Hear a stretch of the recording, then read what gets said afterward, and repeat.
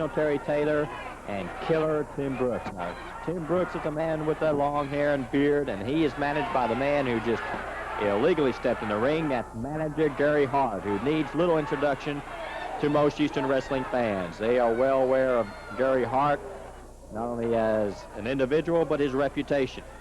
And then you see referee Tommy Gilbert warning Hart to stay outside the ring.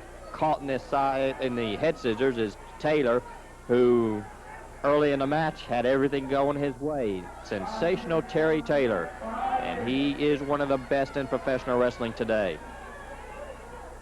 Terry Taylor has got to be one of the big favorites to win the Battle Royal, the two-ring Battle Royal, the biggest two-ring Battle Royal in Houston wrestling history. 25 men battling for $25,000, and that takes place this Sunday night. You're watching Saturday night, that's tomorrow night. If you're watching Sunday morning, that's tonight at 7 at the Coliseum of Houston Wrestling. And you just saw Terry Taylor make that switch, that side headlock, but killer Tim Brooks, using Taylor's long blonde hair, jerked the popular Starr back into that head scissors. Now, Terry Taylor is a former North American heavyweight champion, also a former Mid-South TV champion. He has gone the last 14 months on the East Coast, doing terrifically against the top competition. He has returned to the Mid-South and Houston wrestling area, and we are glad he has. And we celebrate his return along with thousands of his Terry Taylor's wrestling fans, an army, if you will. They'll be out in force Sunday night at the Coliseum, I'm sure, because Terry Taylor has a tough matchup against Dick Slater, and that will take place before the two-ring Battle Royal. So 25 men will see action that see him. Right then, Killer Brooks saw the knee of Terry Taylor, and he's still feeling the effects of that. As Terry Taylor now starting to do what he does best as he opens up his style, but Killer Tim Brooks quickly closed it.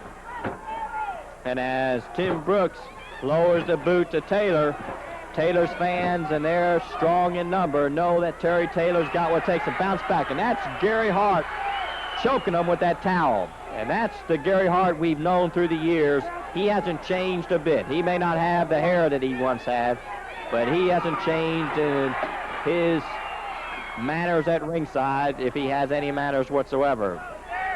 But Taylor has that ability to come back. He takes a lot of punishment, including that ring post being introduced to his face by Gary Hart.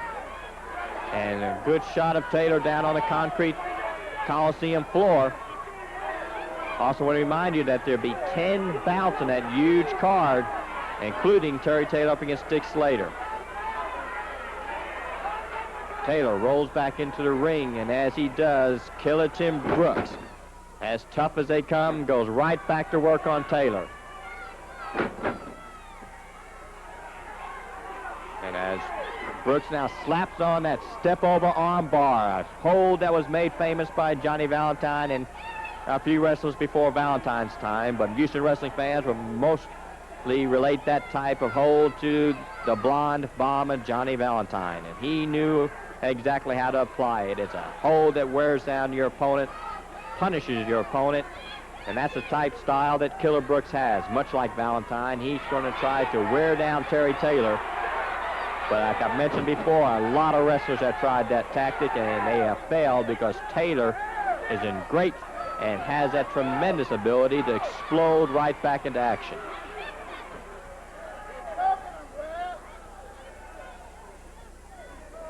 I'd like to encourage you to stay tuned the next 2 hours right here on Channel 39. Plenty of wrestling action, including you're going to see that showdown between Ted DiBiase and Dick Murdoch, that wild, savage struggle.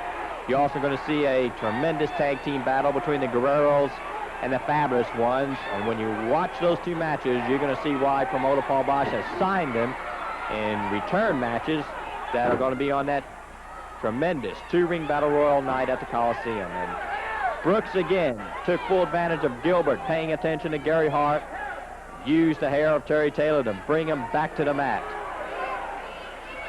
And you see the Killer denying all allegations being fired at him by the referee.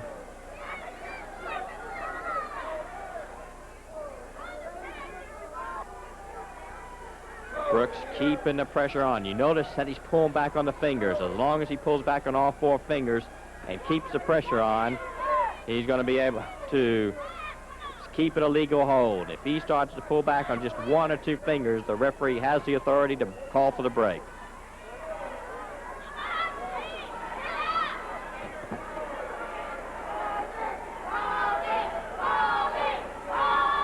So you can start seeing the chant by the wrestling fans as they start to chant on Terry, Terry. And they're also chanting Baldy, Baldy, and that chant is being directed at manager Gary Hart. Taylor up on his feet, and he drives a few well-placed rights to the side to the bearded face of Brooks. And as Terry looks for a place to throw him, he finds it and sends him airborne. And beautiful way Taylor caught Brooks coming off those ropes, using his momentum, the big man down. And a give and take, and this is where Terry Taylor shocks a lot of wrestlers, because just by his appearance, it doesn't look like he can give and take, but he sure can. And in that particular situation, he was beating Brooks. He's got the killer wrapped up. We've got Taylor on top. We've got 1, we've got 2, and that's all we have, as Gary Hart has now made the mistake of interfering in the match. Taylor takes full advantage of the mistake by Brooks, and Terry Taylor wins this match over Killer Tim Brooks and manager Gary Hart. And Terry Taylor is one of 25 superstars who has his goal set on the 2-ring battle royal, $25,000 prize money. That's going to be at the Coliseum this Sunday night. Don't miss it. Don't miss Terry Taylor in action. We'll be back in just 1 moment. Well, that's right. The stakes are so high. There'll be 22 of the top wrestlers there is in the world today.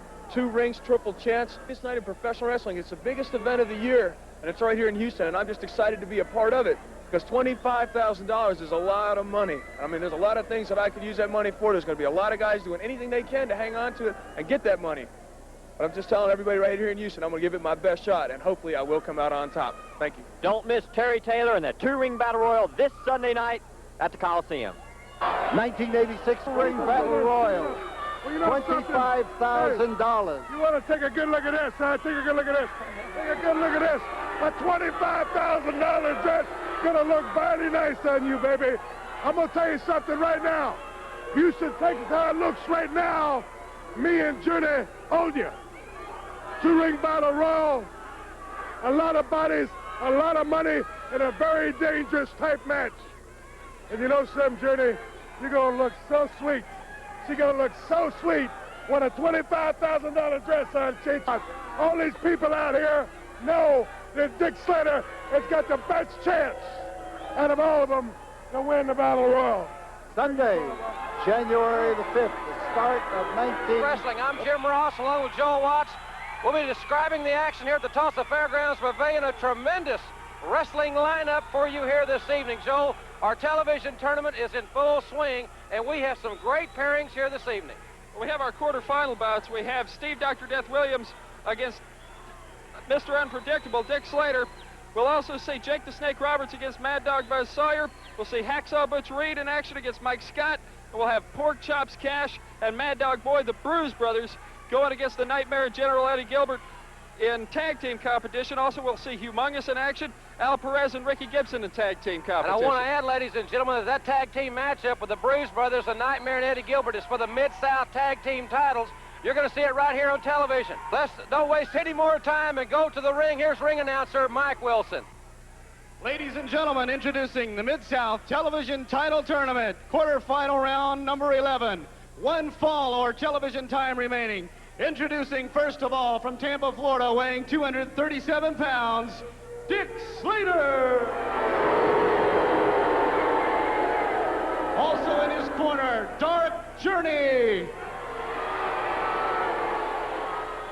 And from Oklahoma University, weighing 266 pounds, Steve Dr. Death Williams. The television tournament in full swing. Ladies and gentlemen, thanks very much for being with us on Mid-South Wrestling. The bell has sounded, and we have 2 supreme athletes in the ring, Joe. Steve Dr. Death Williams, Mr. Unpredictable Dick Slater, and the television tournament, the single elimination tournament, and it's on the line right here. Dr. Death is still in the tournament. He and Buzz Sawyer both were just continued on after they both were counted out of the ring in last week's match. Dr. Death reverses. He gets a body slam on Dick Slater. Listen to this crowd.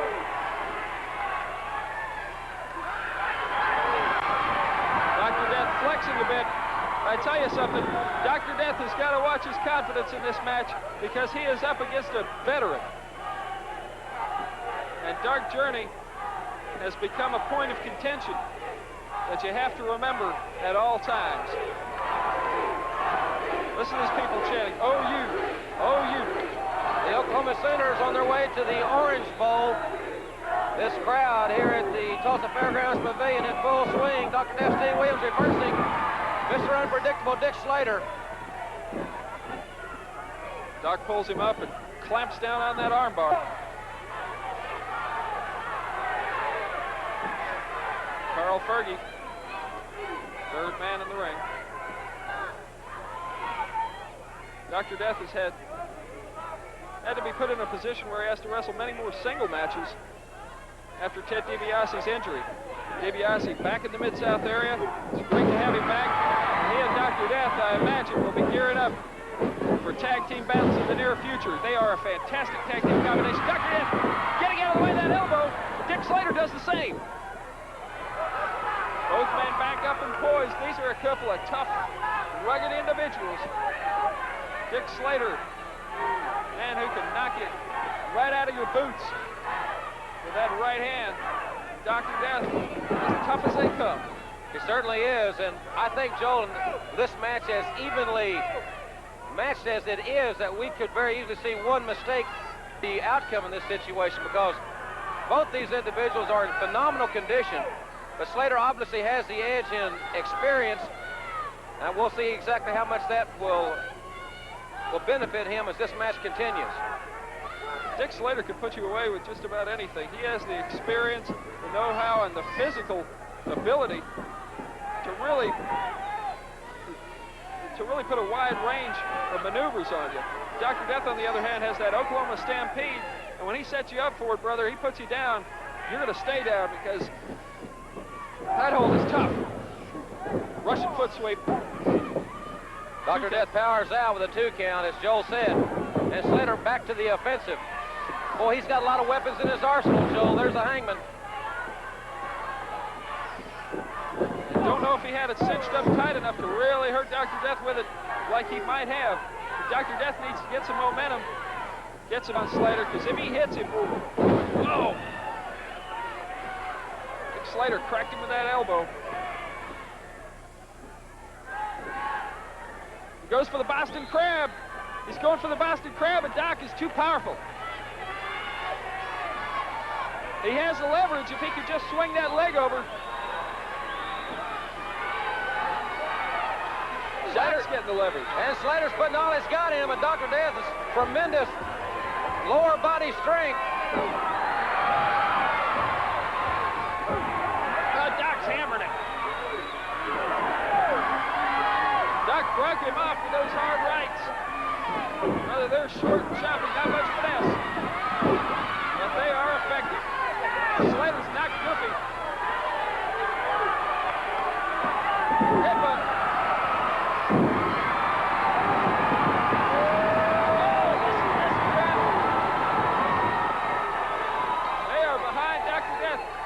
About the TV title tournament, it pits a lot of guys that you may not see normally wrestling against each other. The fans have to pick out who their favorite is, and I think in this particular instance, Dr. Death is the fan favorite. Elevation. Puts Slater down, lateral press. He gets just a 2 count. Dr. Death going up to the hair.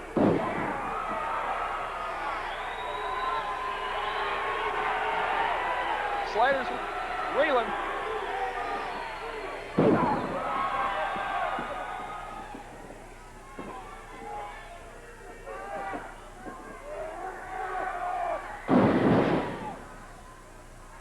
It pulls him up. Both men are down. Carl Fergie with the count. This match has no time limit, so I think we're going to see some different psych tactics than you may be used to. I think it's great that the 15-minute time limit was repealed. I know a lot of fans wrote in and have approved of it and felt that for a title that there shouldn't be a time limit on it. Well, Joel, I've just been notified that we've got to take a commercial break at this point in time. Ladies and gentlemen, we'll be back with more of Dick Slater and Dr. Death right after this. We are back, ladies and gentlemen, at the Fairgrounds Pavilion on Mid-South Wrestling.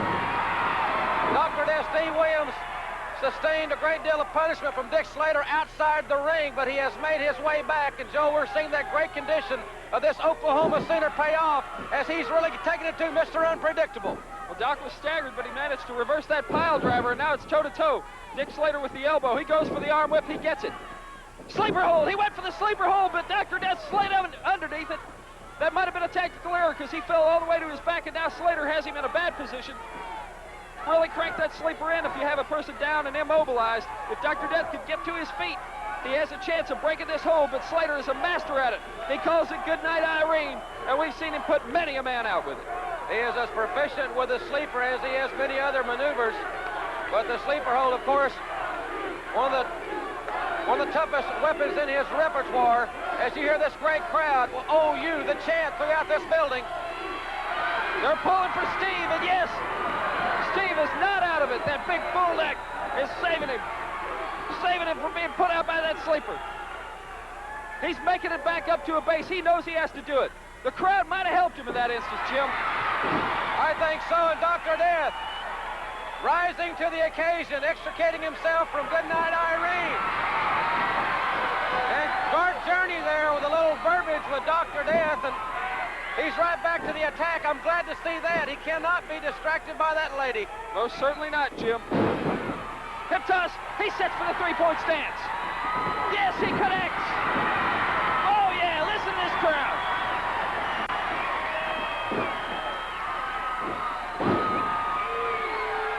He sets for another three-pointer. He has him set up, Jim. I think he can put the stampede on him. The momentum is in the favor of Dr. Death Steve Williams. Did you see Dark Journey there with Dick Slater? Slater's on Dream Street right now. Hook it up, Steve. Hit it with that stampede. You got it. No, both men down now. Slater reaching down, getting all he could do in that last grasp attempt with a headbutt with Dr. Death, caught Dr. Death off guard. And the referee, he has a 10 count here, both men with a 10 count. As we see Dark Journey there at the bottom of your screen. Slater going for the figure four, but Doc catches him again. Doc is so strong. Lateral press. Dr. Death gets a 2 count. Both men getting up slowly. This has been a grueling battle. Doc sets him up for that high vertical back suplex. It looks like he's going to connect. Yes, he does so. And Slater's rocking. Dr. Death getting up a little bit quicker now. He knows he has to do it. Look at that tremendous physical conditioning. It's the fourth quarter. Doc's pulling it out. Repeated headbutts and a lateral press, but Slater has his foot on the rope. It's as if Dick Slater was a Nittany Lion from Penn State, and that's Slater taking it to him. Stampede time. Here we go. Yes. He connects it up, but he's holding. No, Slater's too close to the ropes. Dr. Death had him, but Slater, the veteran, going over to the ropes. Doc was a little close there. Doc needs to hit him again. Doc's trying to set him in a leg hold. Dark Journey at ringside. He was setting him for the Boston Crab, but Dark Journey raked his eyes. She raked his eyes, and look at Doc rolling in pain. Well, she's got those long cat-like fingernails, and she buried it, looked like to me, buried it in the eyes of Dr. Death. Dr. Death, who's already had his eyes injured this year, 108 stitches in that left eye. Slater trying to set him for the suplex. Doc blinded, trying to reverse it. Slater takes him into the ropes. He's holding the tights. He grabs him again. He grabbed the tights again. But the referee out of position. There you hear the bell. The winner of the match is Mr. Unpredictable, Dick Slater. And ladies and gentlemen, we'll be back on Butch Reed right after this from the exciting Mid-South Television Network.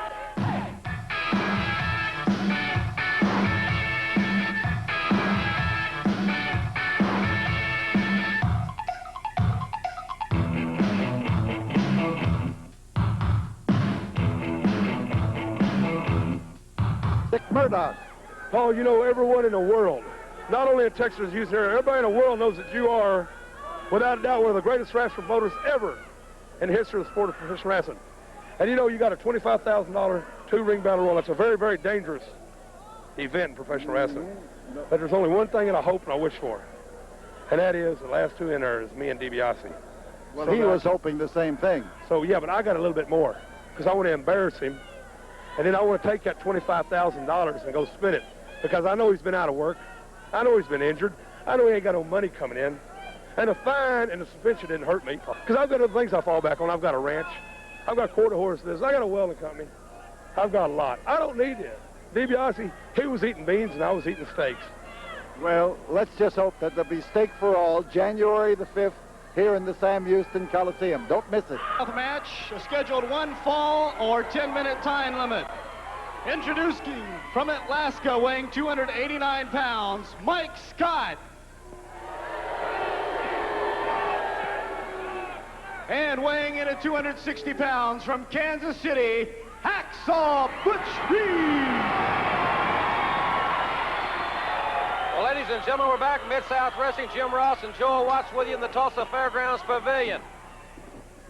Thank you very much for being with us. And we have the North American Heavyweight Champion, the incomparable Hacksaw Butch Reed, going against a behemoth of a man from the state of Alaska, Mike Scott. Slater wearing that, Reed wearing that neck brace after what Dick Slater did to him. He says his neck is still hurting him a little bit, but Reed knows how to go with pain. This is bound to be a physical encounter. Scott taking straight down. I think he caught his feet in the canvas. There's almost 300 pounds that Reed just manhandles. You talk about bad to the bone, and this crowd loves this man. Reed off the ropes with that slingshot. He caught Scott. Scott is down. Or the referee could have counted to 10 or 20 if he would have liked, but a 3 count is good enough, ladies and gentlemen. The winner of the match, Hacksaw Butch Reed, and we'll be back with a Mid-South Tag Team Championship matchup right after this from the network.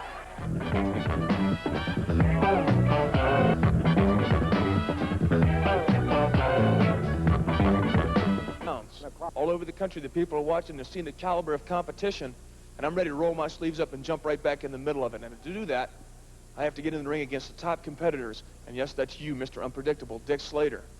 Now, you have this valet that stays on the side, supposedly on the side, Dark Journey. I don't know what you did to get her on your side, Slater, but you must really have her snowed. But you can't snow me. I know exactly how you are, and I know that you'll do anything to win a match. Well, I'm back in Mid-South, and I'm telling all my fans and my friends that I'm here to stay. And to stay in this area, I have to keep on winning and progressing and getting better and better. And Slater, I can't let somebody like you knock me down and keep me down. So I'm coming at you 110%, and you better be ready for Terry Taylor, because I'm definitely going to be ready for Mr. Unpredictable. Professional wrestling, I've always wrestled for a great deal of money. But I'm going to tell you something. I've bought you nice clothes, and you wear the finest things that I've ever seen on a lady before. But I'm going to tell you what, Terry Taylor, since you have such a great big name around the Mid-South area, I'm going to do this one for free. I'm not going to take a dime from anybody. But what I'm going to do, Terry Taylor, since you are such a hot number with the chicks, is I'm going to take you and rearrange your face a little bit so they'll understand what you really are. Because, Terry Taylor, in your best day, you would never be able to put my back on the mat for the 1, 2, 3, and I'm going to rearrange them a little bit, baby. Titles, first of all, the champions in a 1 fall TV time remaining. Weighing 280 pounds, the Nightmare. And weighing 225 pounds, Hot Stuff Eddie Gilbert.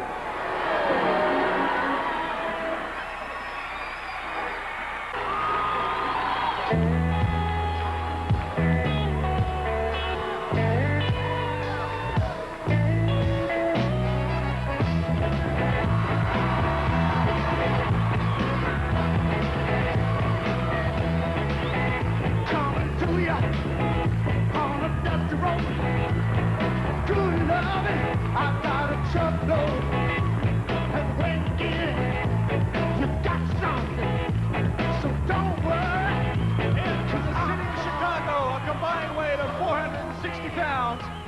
Pork Chops Cash and Mad Dog Boy, the Bruise Brothers. Ladies and gentlemen, we're back here at Mid-South Wrestling. There are the Bruise Brothers. Mad Dog Boy to your right, Pork Chops Cash just off the camera. There he is on your left. They will be the challengers for the Mid-South Tag Team Championship that you will be witnessing momentarily here on Mid-South Wrestling. Sir Oliver Humperdinck's duo of Hot Stuff Eddie Gilbert and the Nightmare, the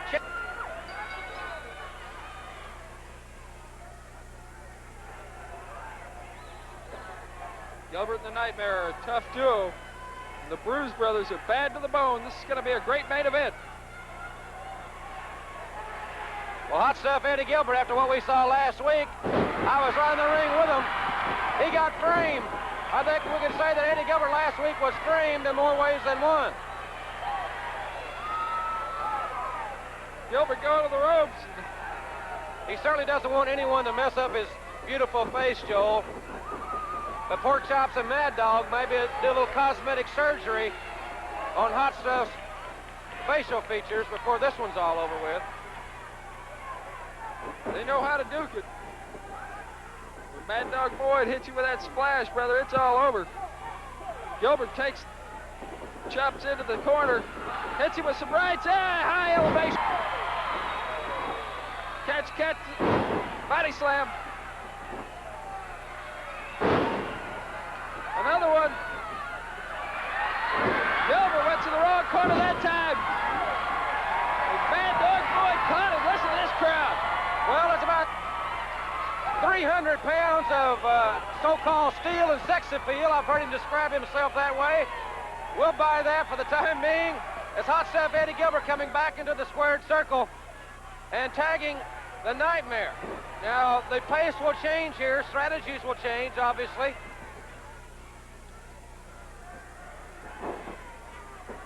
I think that's one thing that makes Gilbert and the Nightmare a good team, is because they have that change of pace. They can bring the big man in when they need to. Cash catching him with right crosses. Whoa, he tried to body slam him, Pork Chops Cash. The Nightmare one. Cash with a nice reversal. Yeah. Oh, that's almost 300 pounds. The Pork Chops picked him right up. The crowd here in Tulsa loves it.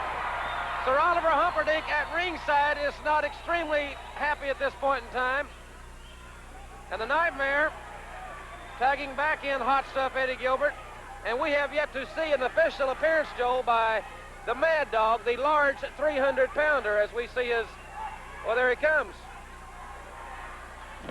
Mad Dog Boyd into the ring, and I'll tell you, his size will fool you, because he can really motor in that ring. He can get up and going. When he's on his feet, he's practically unstoppable. He's one of those people that can back alley brawl with the best of them. He stops Gilbert from a body slam. Gilbert went for the wrong hold.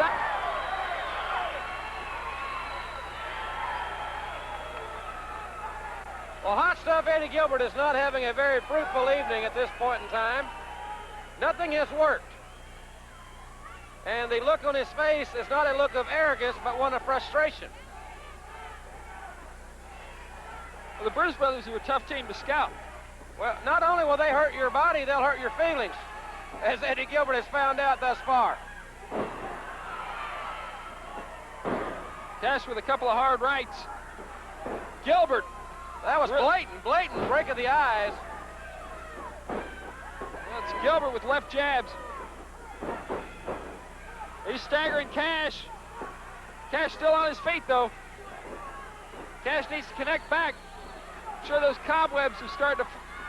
Whoa! Oh, that right hand, solid. And now the jabs. It looks like Muhammad Ali out there jabbing. Pork Chops Cash taking it to the Nightmare, now back to his legal adversary. Coming up next, we have another Mid-South television title bout. Jake the Snake Roberts against Mad Dog Buzz Sawyer. Stay with us. This is going to be a great main event. A Nightmare pulling Bruise Brother Pork Chops Cash by the tights. Hurt his back right there too, Joel. He came down hard off that rope. Gilbert with a nice tactical move. He makes the tag real quick. Well, they can build that momentum. Clothesline. Now the opportunist, hot stuff Eddie Gilbert. I think we can expect to see him kick into another gear here. He's got the advantage. Oh, big collision there in the center of the ring. Both men down. Now, once again, the official, Carl Fergie, has a 10 count, which is utilized in the Mid-South area. 10 count for both these athletes. One or the other to regain their feet. There is hot stuff Eddie Gilbert, but there's a tag. Oh, and here comes Dog with those shoulder smashes. He is lethal with those. Once he gets going, he gets some momentum. Look at how quick he is. He has them both staggered. There's a left hand to the ear, looked like, right inside the jaw. They set him up and fire him together. The Mid-South Tag Champions, business splash. There's a big splash right there. Hovering on the ring apron. He just about ahead of it. But the referee's calling for the bell. The referee's calling interference. There was interference, I think, in that match. It was the champions, a last grasp effort.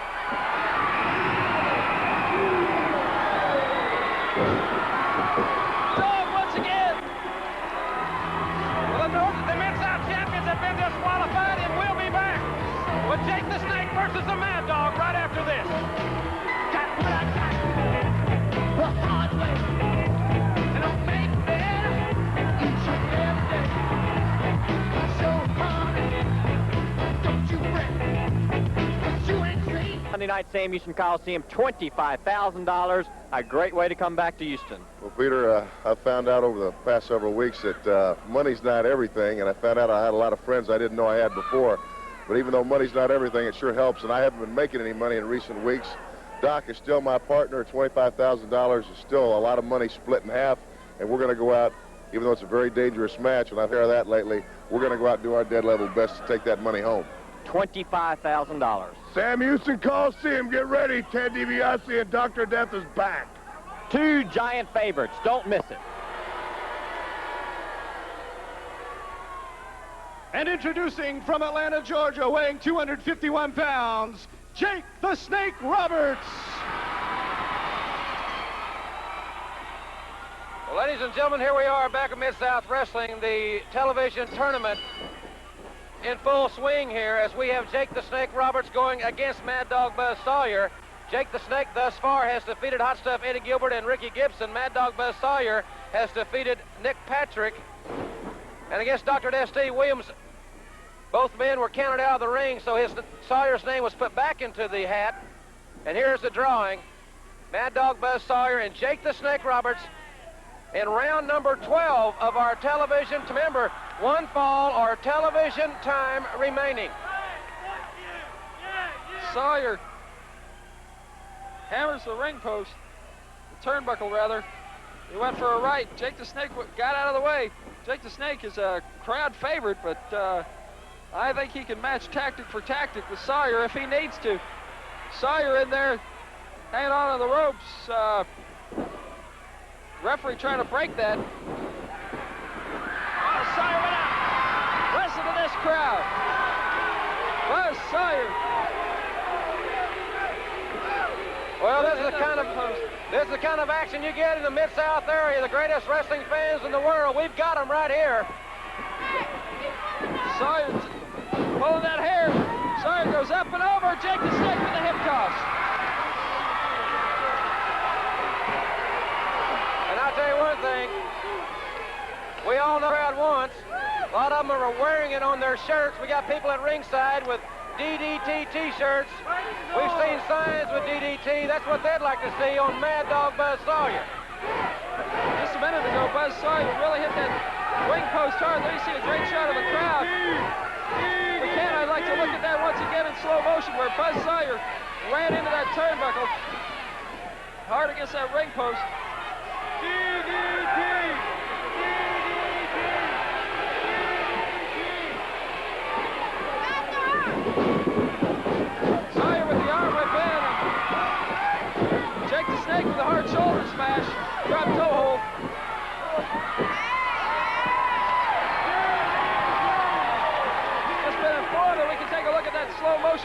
way now. Buzz Sawyer, as he went to the ring post, look at him. He's coming in after Jake the Snake, but man, did he hammer that ring post area. He really connected. Back to the match. Well, Jake is taking over on that injured shoulder. Very good tactical maneuver by the Snake. And he's not going to let an opportunity, Joe, like that pass him by. No doubt about that one. Oh, certainly. He's still attacking that arm area. People really getting behind Jake the Snake Roberts. I saw you using the hair.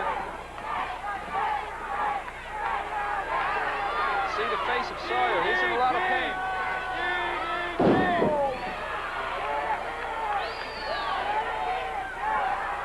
Jake the Snake using that 6'6" frame, the leverage.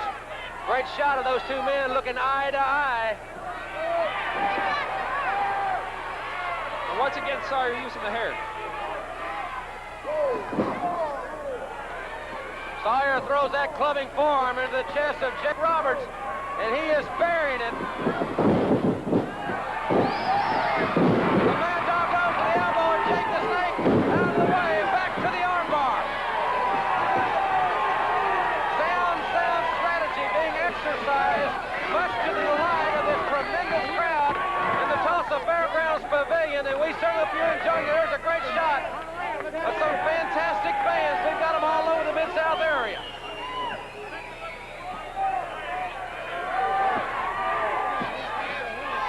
Coming up, ladies and gentlemen, Sir Oliver Humperdinck's Humongous. If we have time, we'll try to take a look at Humongous in this hour of Mid-South Wrestling. Once again, there's about one fall or TV time remaining.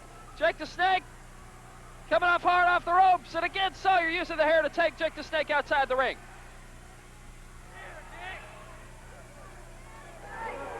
Well, ladies and gentlemen, that is the same basic tactic Sawyer exercised last week against Dr. Death in that television tournament match, and referee Tommy Gilbert's got all he can do to keep Sawyer in the ring.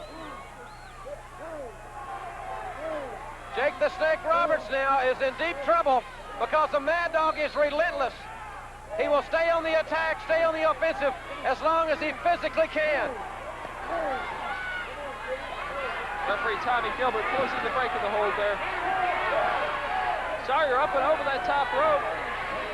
Blatant rule infractions here, but that's the way Sawyer operates. High vertical back suplex. Jake the Snake's in trouble. 2 count.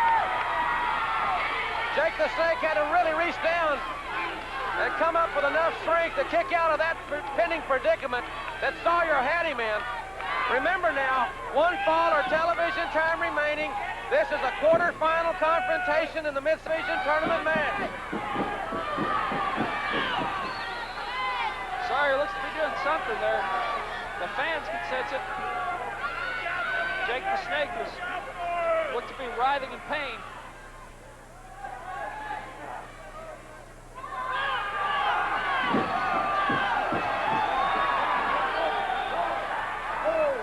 Sawyer's using the ropes there. Tommy Gilbert counting him off.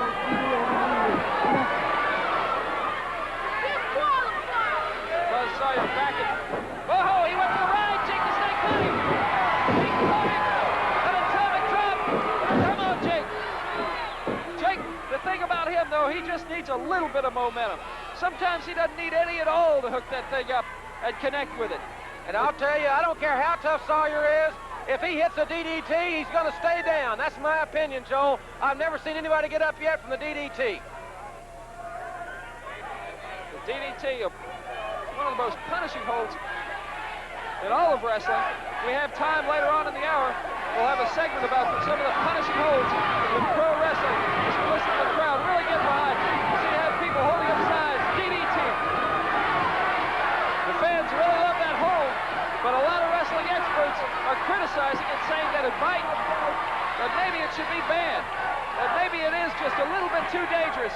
Now here's a move that I've seen Jake use before. Boy, is that painful. The head going right to the jaw of Sawyer. You can tell he's in a lot of pain, but what a great way to break out of it. Jake the Snake is so unorthodox. He can catch you at any time. Right to the left, he's hammering Sawyer. Yes! Hook it up, Jake. Knee lift.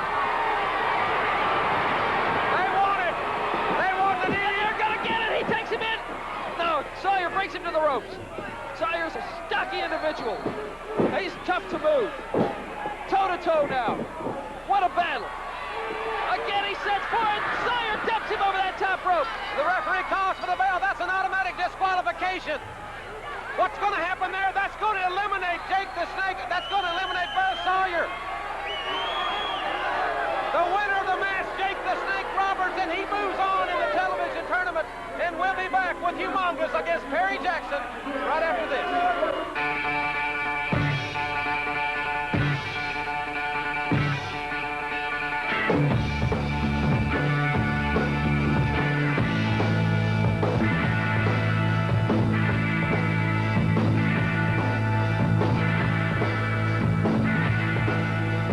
Seems to have bothered a few people.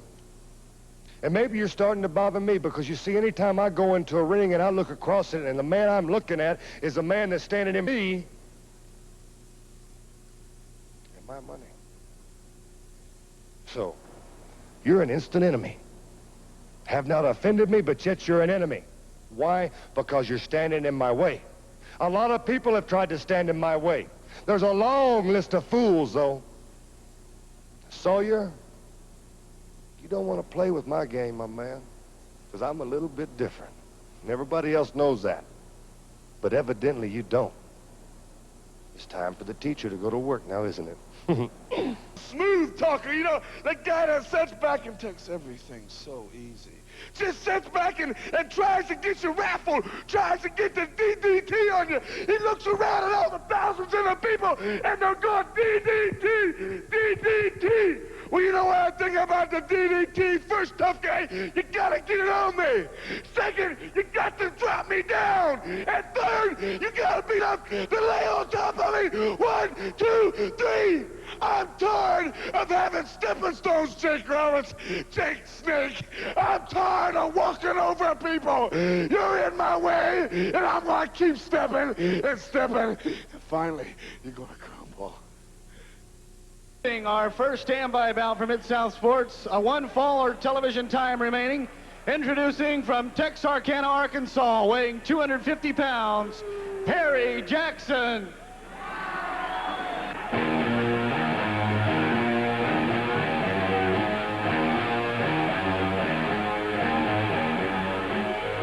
And introducing, weighing 320 pounds, Humongous. Sir Oliver Humperdinck in the ring with Humongous here on Mid-South Wrestling. Ladies and gentlemen, thanks very much for staying with us. As Humongous to do battle against young Perry Jackson. And there you see Humongous. Perry Jackson, without a doubt, this is the toughest match of his career. The young man from Texarkana, Arkansas. He's a rookie, but he has a lot of potential. And Humongous is a tough nut to crack. He's an awesome athlete at 320 pounds, about 6'6", 6 feet 7 inches tall, and is just tremendous strength. Perry Jackson here needs to get something going against Humongous. You need some kind of strategy to go against him. You really, blows to the face are ineffective there. He sets up for the Shinanamaki. Well, Humongous has put many a man away with a Shinanamaki, and the referee has called for the bell, ladies and gentlemen.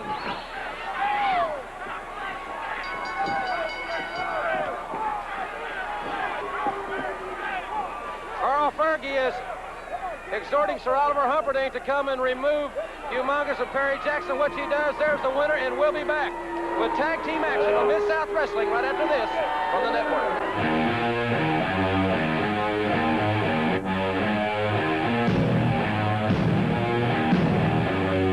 Perez will go against Humongous. Only the biggest man in professional wrestling that I have to worry about in the ring, but I got Humperdinck and a mask to keep my eyes on. Humperdinck, you've always been a snake, and everybody knows that. And the mask can do a lot of damage. I've seen it hurt a lot of people. Well, Humongous, I got something. I'm not going to come at you head on. I'm not going to try to beat you strength-wise. I'm not going to try to run from you. I'm going to try to get right behind you. And I'm going to put you down with a belly to back. 1, 2, 3, because that mask helps the front, but it don't help the back, and that's where I'm gonna come from. Standby bout, a one fall or TV time remaining. Bill weighing 245 pounds, Ricky Starr. Also in his corner, weighing 265 pounds, from Michigan, Rob Ricksteiner.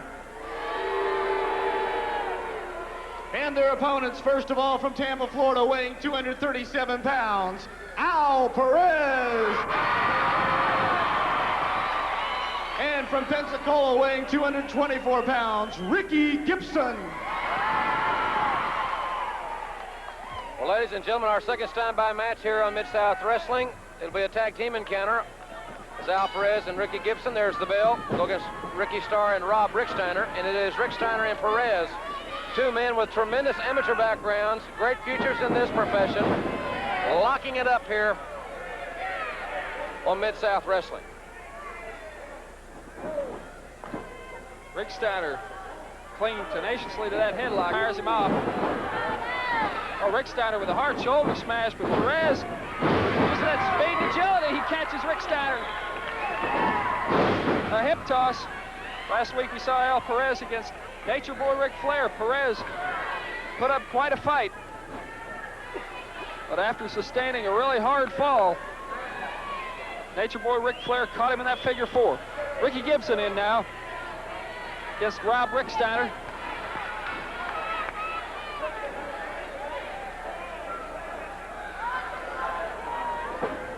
Ricksteiner, one-handed body slam, beautiful. Ricky Gibson, former junior heavyweight champion of the world, showing his wrestling expertise, says he is offsetting that tremendous size and I would assume strength advantage that Ricksteiner possesses. Ricksteiner's a tough customer, no doubt about it. Ricky Gibson ended up catching Ricksteiner with a headbutt to the midsection. Ricksteiner, I think, just trying to get out of the way of danger in that place. Gibson catches him a body slam and a hard drop kick. Ricksteiner with the edge in the professional wrestling experience. I think that helped him out right then against Ricksteiner. Perez coming off those ropes. Nice move. Al Perez and Ricky Gibson operating very well together. Oh, high elevation. Real high elevation for the young man from Nashville, Tennessee. Double drop kick. Double drop kick, ladies and gentlemen, and they are really putting this young man from Tennessee on Dream Street. Another high elevation. Gibson and Perez working as smooth as silk here on Mid-South Wrestling. Oh, he sets up for his hold. He sets it up, and he gets it. 1, 2, and 3, yes. A reverse step over toe hold. It's a painful hold.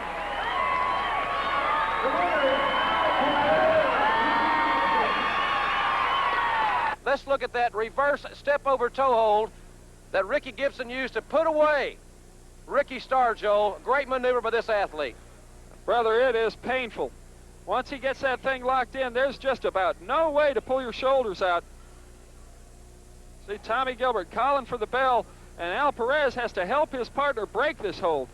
I've seen a lot of times they can be tangled up in that thing for quite some time. They have a distinct advantage on that 22-man, two-ring battle royal for $25,000. You know, it's one for all for one, but when it comes to brothers, we're just going to split it. 22-man, Hector, how much money? $25,000. That's right. 25 hombres, 22 hombres, $25,000, y vamos a hacer todo lo posible por ganar eso con dos rines, una batalla campal este domingo, 5 de enero. Aquí nos vemos, viva México, ¿verdad, carnal? Así es, y aquí los esperamos. Muchas gracias. This Sunday night, Sam Houston Coliseum. Fabulous ones, Mr. Butch, as every man, woman, and child in this arena knows. And we're here for one reason, that's 25,000 big ones. And see, we got a little advantage because, see, we've been tag teaming for 3 years together. It's going to be not just one guy in that battle royal, it's going to be 2 guys. I watch his back, he watches my back. We're just like this, man. I know what he's thinking, here's what I'm thinking, and very, very shortly, we're going to be $25,000 richer. And what are you thinking? I'm thinking about $25,000 and what I'm going to spend it on if it's any of your business. Well, it's probably not any of my business, but the check will have my name on it if you win it. Well, the back of the check... Good check is what I want to know. Are your checks good here? You sign the front, and we'll sign the back, sweetheart. And that will be on Sunday night, January the 5th, here in the Sam Houston Coliseum. Don't miss it, ladies and gentlemen. Don't miss it. here at the Sam Houston Coliseum. And on the outside, you're watching Steve Kern, who is partners with the other blonde whom you see in the ring, and that is Stan Lane.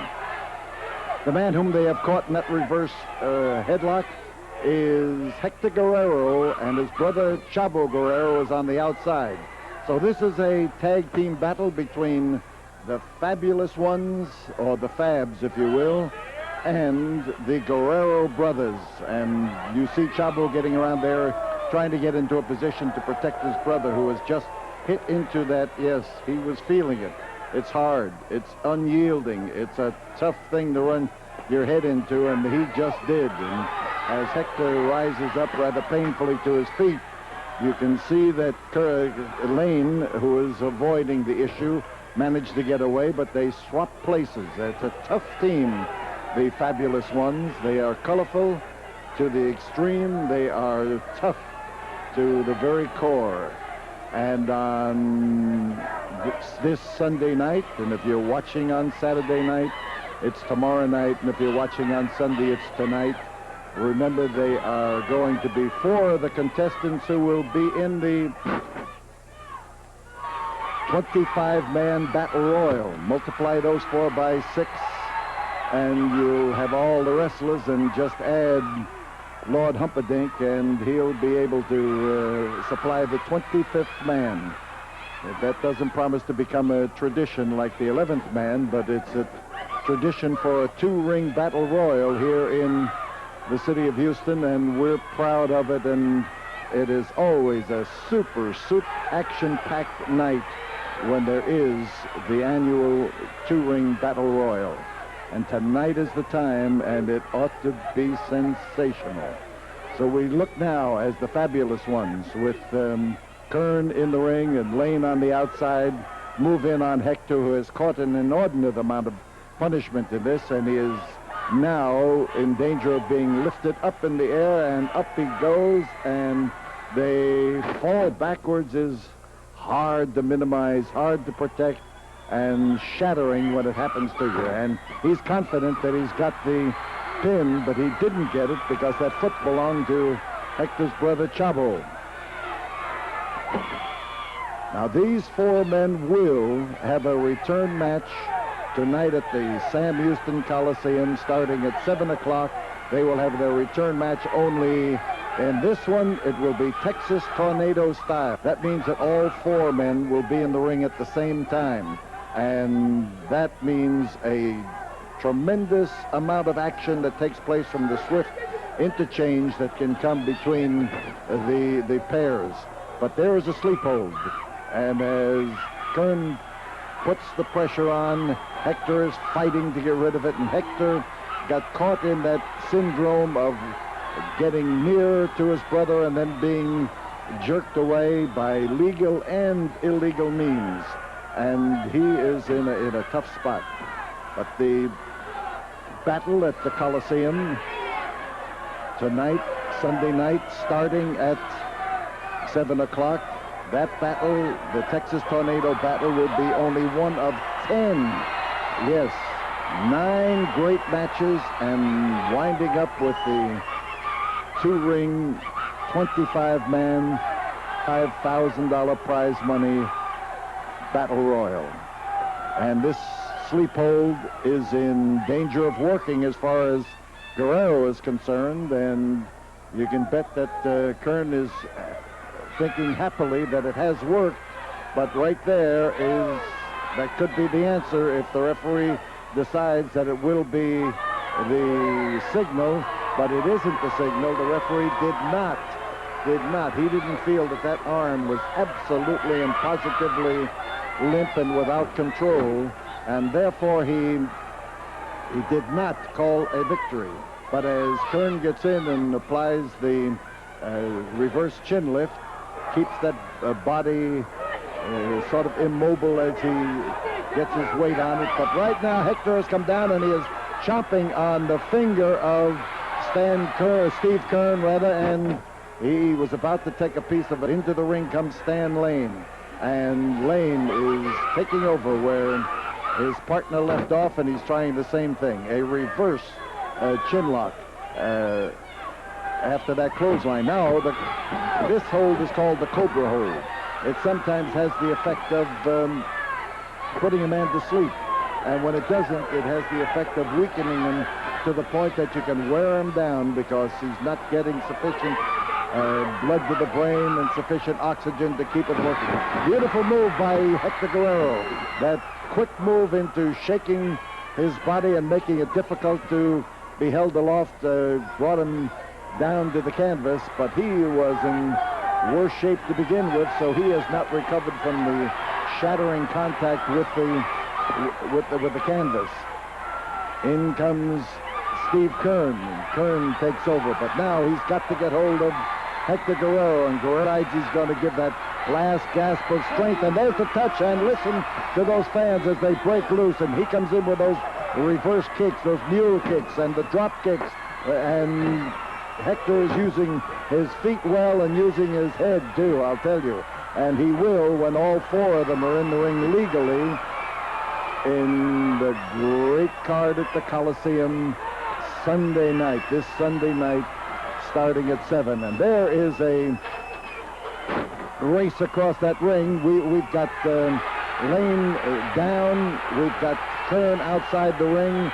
The referee is arguing with Chavo Guerrero, and he has made this mistake on several occasions tonight, and the fans are upset about it. Now we're getting a quick switch, and the man underneath is Steve Kern, who has given the subterfuge that he was still the man who had been in the ring before and was injured by the throw. And there's a wrap-up as Guerrero takes him in a small package and absolutely wraps his shoulders down to the canvas, and the fans are jubilant, of course, but referee Tommy Gilbert is looking these fellows over, and he's not certain of what happened. And now, as he moves around that ring, we've got the fabulous ones throwing Guerreros in all directions, and as they gang up on Hector, he catches both of them. And Chavo comes in, and Chavo is ready. He says, if that's the way they want to do it, let's have it. The Guerreros have been declared the winners, but the losers are still on their feet, and you can get a good look there at the fabulous one, Steve Kern. Be at the Coliseum when all four of them are in that ring, and it will be great. It starts at 7 tonight. We're now faced with a demand here in 1985 for a Texas Tornado match. And Chavo, you know, Mr. Butch, excuse me, they beat us at their game. No excuses, they beat us. We went down in defeat. Well, tonight you just witnessed that they went down in defeat. But we are not happy. We're not satisfied. We beat them at their game. Now we want to beat them in our game. They want to switch. We can switch. We put on to the other side. We want them in the ring. 2 in there against 2. No tag, no rules. Let's all go in there and let's beat the heck out of each other and let's see who comes out on top. That's the way we want it. That's the way we want to start our 1986 with these 2 guys. Échale canal en español. That's right. Me gustaría hacer una cosa, si ellos quieren hacer esto, lo que quieren hacer, nosotros les ganamos a su estilo, ahora que vengan a nuestro estilo, una lucha de torbellino, o sea, que una lucha 2 adentro del ring, super libre como ellos quieran, o sea, sin reglas, sin nada, a lo como ellos quieran, ¿verdad, canal? Así es. Y si ustedes nos soportan como ustedes nos han dando ese apoyo, nosotros vamos a decir que también nosotros los mexicanos sabemos a darles con lo que quieren. All right, I guarantee it. That's right, Mr. Boss. Let him come at any time. You know, Mr. Boss, you knew my father, and he always came through with his promises, and we're going to promise you nobody's going to run over the Guerrero name. No way. Out of controversial here in Houston Wrestling. What's the They idea? have accepted a Texas Tornado match. That means all 4 men in the ring at the same time, no rules, an ultimate tag team feud settler with the Guerrero We know brothers. what that means. What's the idea of Paul Butch coming back there and saying if we don't sign a tornado match, we can't go for the $25,000, huh? What kind of pressure is that? Let me tell you something. We've wrestled all over the world, and we've beaten teams all over the world much tougher, much bigger, and much better than those Guerrero guys. Like I said, a lot lesser teams can come out here and make excuses about losing. I'm not going to do that because we're class athletes. I could say that we had jet lag, which we did. I could say that Steve has the flu, he's been sick for a week, but I'm not going to say that because we're too good. Let me tell you something, Guerrero. You signed your death warrant, right, big man? You tell them, Stan, if you get these people to shut up for a minute, I'll talk to you. This is what happens to us every time we go anywhere. Shut up, will you? Jesus, how are you supposed to talk? Think these people got any consideration for somebody out here trying to carry on a conversation? Jet lag, the flu, the Guerreros cheated. They cheated. I know they cheated. Those two guys didn't ever tag. They switched. If it takes a tornado death match for us to come back to take the $25,000, then I guess that's what you got. But I don't want to wrestle here. I hate you people. See him and watch Dick Murdoch, that huge man from Waxahachie, Texas, as he wails away at a much battered Ted DiBiase. And DiBiase was caught in that corner and had trouble getting out of it. Murdoch DiBiase, one of the bitterest feuds we have had in years here, as DiBiase was almost removed from wrestling permanently because of the attack by Dick Murdoch when these two had been friends before but ended in a violent explosion. And we held our breath and watched the progress of Ted DiBiase as he returned to action. And this is his return in an effort to get even with Dickie Murdoch. But right now, Murdoch is getting points ahead. Murdoch is in that groove. When you have a man going, you keep after him, and who has a tremendous amount of ability and has made his mark here. But right now, Lassie is more interested in making his mark on Murdoch as he comes in and gives him some of the same kind of treatment he has received and some of the same kind of treatment he will be getting at the Coliseum tonight, because DiBiase, his father, his uncle were well-known stars back in the 40s, and Dick Murdoch is a worldwide star at this time, a man who is as well known in Tokyo as he is in Timbuktu in this country. I'll tell you, there is Ted DiBiase doing something for which people once booed him, and right now they are cheering him because they are hoping to see Dick Murdoch have his head handed to him. On the floor, Ted DiBiase. Speaking of DiBiase, or rather Murdoch and his wrestling family, DiBiase is one of the few men ever in wrestling whose mother and father were both wrestlers. And there was a tremendous contact that time with that immovable bar across the top of that barricade. And DiBiase his fans all of a sudden grow quiet. They're hoping for a win for Ted DiBiase. They want to see him get even with Murdoch. They will want to see him get even tonight in the 9th match on the 10-match card, because as they move in, DiBiase with Dr. Death in his corner and Murdoch with Superstar, the Masked Superstar, we're going to have that place literally exploding, I can tell you that. You see Murdoch, you see him over there with his arm through the ropes, and he's looking for an opportunity to get at DiBiase at the earliest possible instant. And as he comes out now, he is, oh man, you talk about a neck breaker. He comes in there, and I told you that a rabbit punch was bothering him.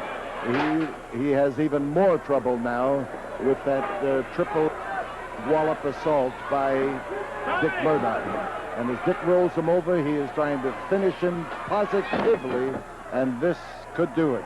Murdoch on top, and Tommy Gilbert looking. Gilbert has injured his arm, his left arm, in the match prior to this time. One of the difficulties of refereeing. But he came in to handle this event, saying that he thought it would help him a little bit, but it has not really helped him. He has not been able to do anything physically to take control of the battle. Murdoch on the outside, and as he gets in there, he is set to... Well, there is something that you're not going to see very often. I held my breath that time, wondering exactly what he was going to do. He pushed him forward on his face and fell right along with him and landed with that knee in his back. DiBiase underneath. There's one, there's two, and close.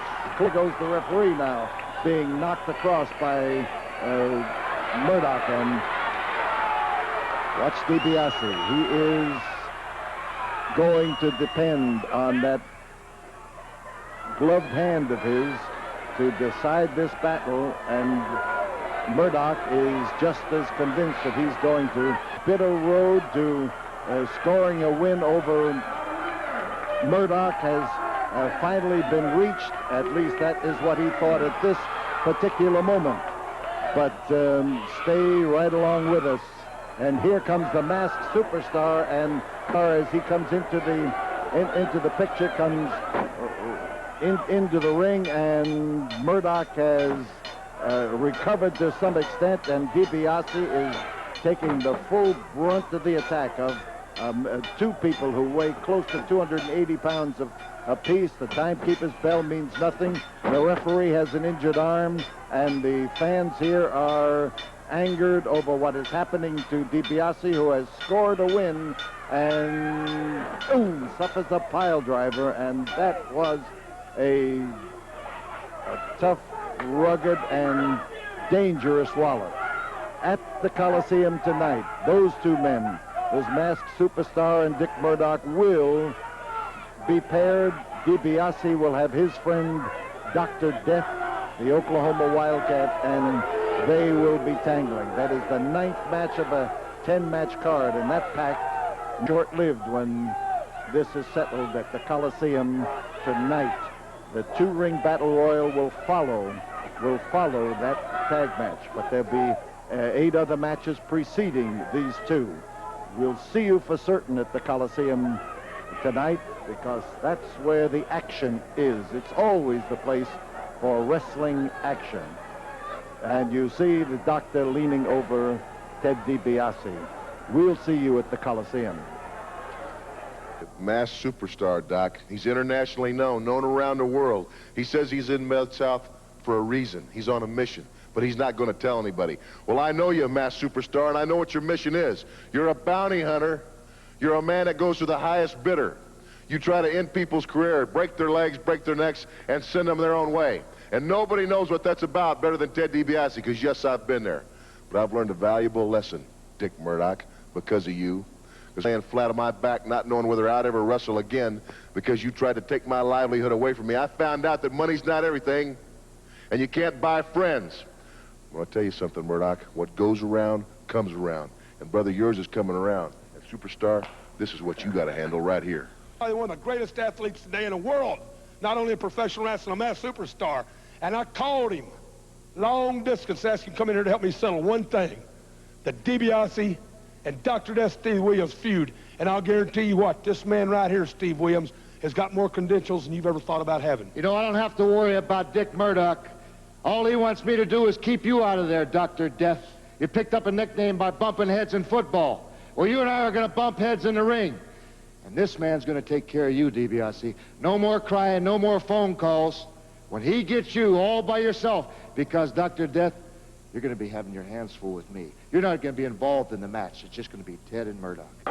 Weighing in at 270 pounds from Detroit, Ricksteiner.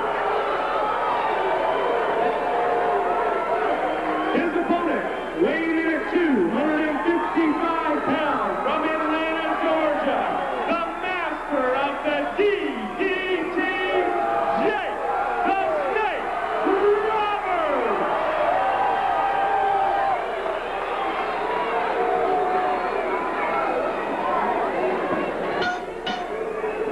There goes the bell now to start the action here at the ringside in the Sam Houston Coliseum. And the gentleman in those characteristic long pants that he wears, and you can't call them anything except pants, they are sweatpants, is Jake the Snake Roberts. His opposition, Rob Ricksteiner, powerfully built man who can look ahead to a long career in wrestling if he manages to get past the earlier matches. He has recently come into the game, but he is a man who learns rapidly and has the power with which to carry out the things that his brain tells him he should do. Twisting arm lock, and as he maneuvers around Jake the Snake, these fans come to life and they start screaming to referee Carl Fergie to tell him that the man pulled hair and used an illegal method of taking the snake down to the mat. Jake is ready. Jake wants to move in with that big fist of his, and as his T-shirt always says, he is cruel, but he's fair. And he figures if a man has been doing something illegal to him, he's going to repay him in kind. You saw it. He did it. And that Ricksteiner is the picture of a powerhouse, I'll tell you. He has a lot of utility in that muscular body of his, and he's trying to get the referee now to do something about the hair pulling, because it's happening to him. Jake is getting just a little bit hostile as he walks back and forth, literally. Listen, listen.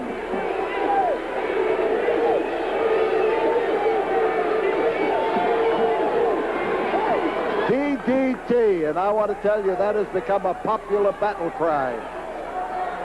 As Rob Ricksteiner moves outside that ring to gain a measure of protection, DDT was tempted to come over and plant his, but he didn't do it. Kicking a man when he isn't looking is cruel, but sometimes it's fair. Rob Ricksteiner, tough customer, and I want to tell you, a star to be in this game. When you come in with that advantage of having that much body and that much athletic ability, then you're going to go places. Jake the Snake has decided that maybe he's approaching this in the wrong manner, and that turning loose on Rob Ricksteiner might be the way that he can best do something about it. And Ricksteiner urges the referee to get Jake to open up those cruel but fair fists. Jake brought on in a tremendous manner with these Houston fans. He is a man who has scored well with them. They like what he does in the ring, and they like what he does outside the ring. Body slam, and a beauty. Here he goes for the DDT, that sudden drop into a face lock that literally annihilates his opponent. That is one of the most effective holds that I have seen in many years. Of course, front face lock has existed in wrestling for many years, but it's the manner in which Jake the Snake incorporates it into his general attack that really pays off.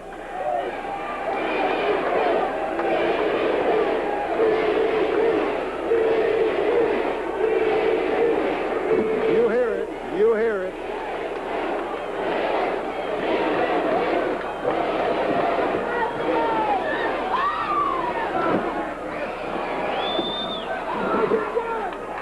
You see the struggle in there as they maneuver around in the ring, and it's Jake the Snake who came up the winner. He's the guy who got the best of that struggle. Here goes for the DDT, and look at, I'll tell you, Rob Ricksteiner is acting like Jake the Snake. Jake the Snake has slithered around that ring and escaped a lot of punishment during his career. The 5-minute mark has gone by, and Rob Ricksteiner feels that maybe he can learn to do the same thing. But Jake isn't going any place now except at Rob, head on. You can hear that noise, that chant. The chant that follows him every place he goes.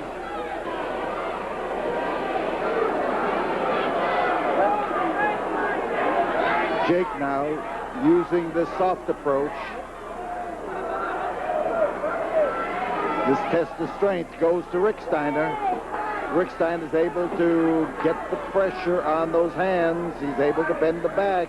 And now as Jake comes up, he looks for the opportunity to even it. But I tell you, pride is worth fighting for, but it can sure get you into trouble. Jake could find another way out of this, but he was trying to equal the pressure being put on by Rob Ricksteiner. Go, Jake, go. That's not exactly DDT, but when he gets in position for it, they'll give him the DDT chant. So we've got Rob Ricksteiner to put Jake the Snake down by sheer muscle. Oh, he went for the open spot, the wide open space in there under those arms and against the ribs. Pressured down on that top rope, and you saw the snap of the rope. And as we have told you many times, the ropes are really cables covered with rubber. Now, Jake's in trouble. He has caught some of the effectiveness of the combination of Ricksteiner's muscle, Ricksteiner's ability, and he is trying to recover from that so that he can move in on this man and take care of him. Jake into the ropes. He got a shoulder. The shoulder swung around and hit him. Offensive move by Rob Ricksteiner, and Jake's in trouble. Rabbit punch, and now he had to fight his way out from underneath with a hard bench press move. Reverse chin lock. Now the goes, Jake goes. There on Jake's side, and the Go Jake Go rings out here in the Sam Houston Coliseum.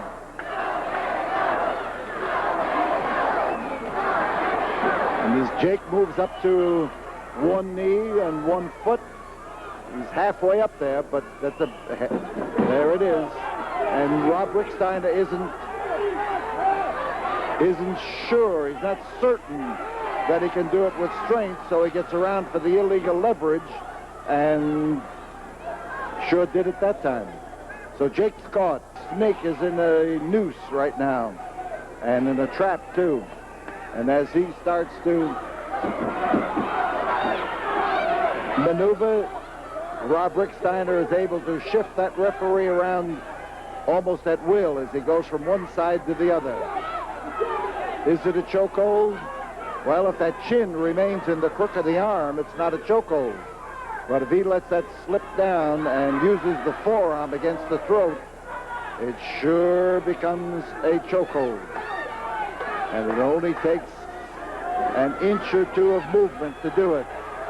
Jake goes for the standing arm lock, the Japanese arm lock. And again, he was jerked off his feet that time and taken down to the canvas. And Carl Fergie's arguing with Ricksteiner. The fans are snitching on Ricksteiner. They're telling the referee that he did there, but Ricksteiner knows the referee didn't actually see it and is hesitating about breaking it because he knows that he's supposed to see what happens. So Ricksteiner stays behind Jake. He leans in solidly and presses against the back of Jake's head, pushes that chin forward, and as Jake maneuvers around to get into a position, you see him fighting his way up. 10 minutes have gone by. 10 minutes, and Jake comes driving back with that elbow, found tender territory, out of the ring and off onto the floor right here alongside of us, almost in our lap.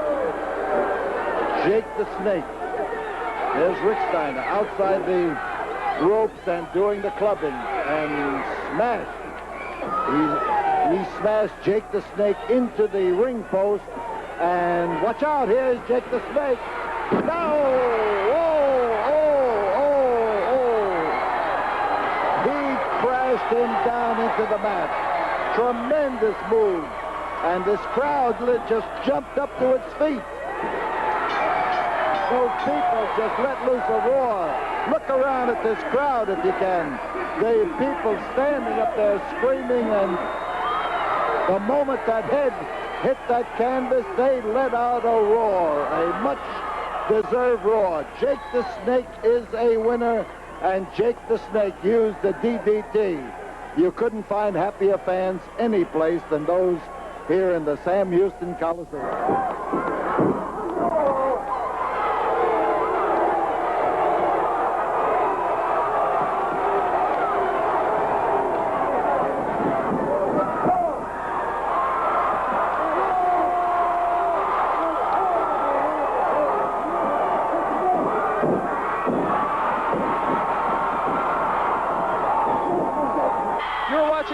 From Hacksaw Jim Duggan against Mr. Unpredictable Dick Slater in round number 13 of the Mid-South Television title tournament. It was a semifinal round. We'll see the conclusion of that match in just a moment. Dad, I know you have some comments. Well, this is the first television taping since the new year, and we're very excited. We want to wish everybody a great new year. 1986 is going to be a big one for Mid-South. Our syndication is expanding due to demand by the fans across the country that have learned also that Mid-South, because of the fans in our area, is the #1 syndicated sports show in America, so we will be making a lot of expansion. Some exciting matches. New tag team champions, Ted DiBiase and Dr. Death Steve Williams. DiBiase back. Dick Murdoch is here today. He's been suspended for 45 days. A lot happening. We'll get right into the action after these words from Joel. Well, we're going to go to the beautiful Oklahoma City Myriad for the Mid-South Television Tournament semifinal round. Hacksaw Jim Duggan against Mr. Unpredictable Dick Slater. Let's watch that tape right now. Slater's usually the kind of guy that once he gets a little bit of momentum like that, he'll keep on you. He'll be relentless. But I think at that point, he hesitated just a little bit too much when he went for that flying headbutt. Of course, he was a little bit staggered and dazed after Duggan was hammering him. Duggan with the spear.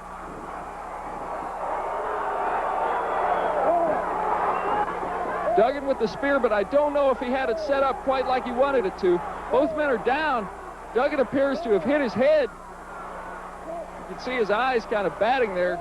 He's trying to regain his composure, clear those cobwebs out. And, of course, Dick Slater has had to deal with the cobwebs all through this match, I think. There, Duggan falls into, Slater falls into the ropes, tying him up. Duggan has him tied up, and Dark Journey's up on the ring apron. It looks like Dark Journey's handing something to Dick Slater as Tommy Gilbert is trying to keep Duggan off of him. Here comes Deborah to try to even up the score, but I think it's too late. Slater already has something on his hand, but Duggan caught him, yeah. Duggan caught that thing on his hand. Whoa! He just waylaid Slater with it. Gilbert down for the count. 1, 2, and 3. Duggan's the winner. Duggan is the winner of the TV title tournament semifinal, but Gilbert has found it. Gilbert sees the thing on Duggan's hand, and he's calling for the bell. He's calling for the bell and raising Dick Slater's hand. A reverse decision. Tommy Gilbert has reversed the decision. Well, as you can see, a very controversial rendered there. Tommy Gilbert changing the decision because Hacksaw Jim Duggan was found to have a foreign object.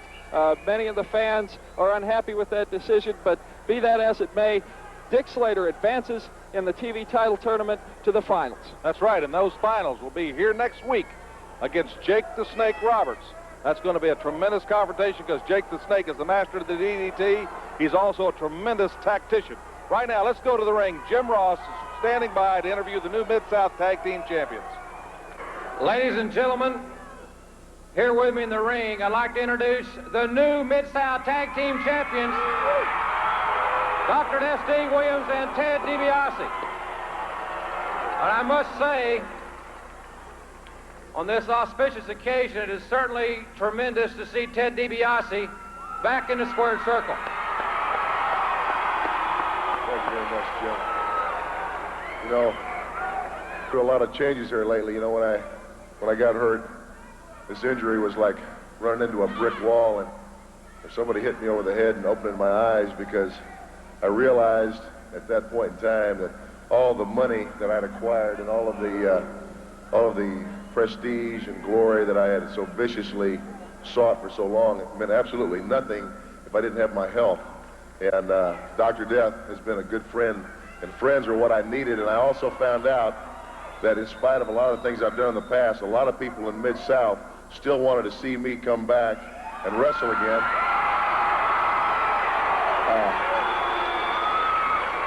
And I can't think of a better way of coming back than coming back with my partner who stood by me, regaining the Mid-South Tag Team titles. And in 1986, I'll say this, Doc and I are going to try to be your champions. Well, quite obviously the fans are in total agreement. And one other thing, gentlemen, that I want to touch on is recently in Lake Charles, Louisiana, Steve Dr. Death Williams was in his automobile, and he came upon a tragic automobile accident that cost 2 people their lives.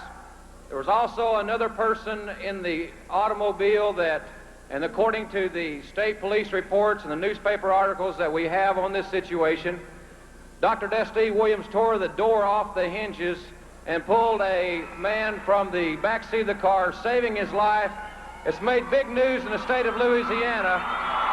And I tell you what, that's an all-American effort from someone that we're all very proud of for that particular gesture.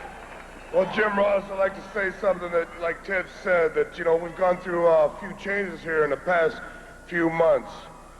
I'd like to tell you people something. I go up and down that highway every night. I'd like to say one thing to all you people. While you're driving to the store, the convenience store, or wherever, please buckle up. Thank you. Ladies and gentlemen, it is tremendous to have the new Mid-South Tag Team Champions back with us, and you will see them in action right after this.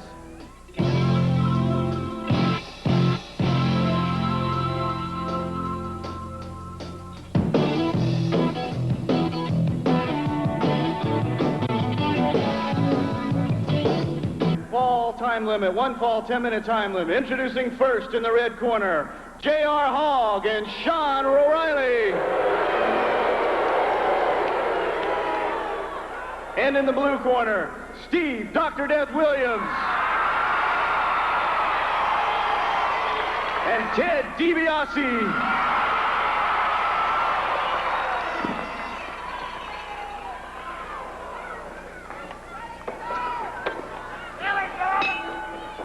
Called for by referee Tommy Gilbert, collar and elbow, Dr. Death and Sean O'Reilly.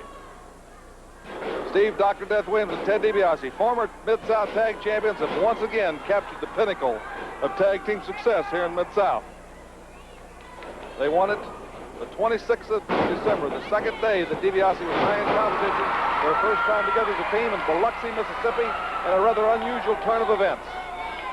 Of course, Ted DiBiase's true goal is to settle a score with Dick Murdoch, his former mentor, his former supporter, the man who helped him get into wrestling, another member of the football team out of Texas State University, has turned out so many outstanding professional athletes. Of course, Dr. Death Steve Williams, 4-time All-American at Oklahoma University, and now a true hero.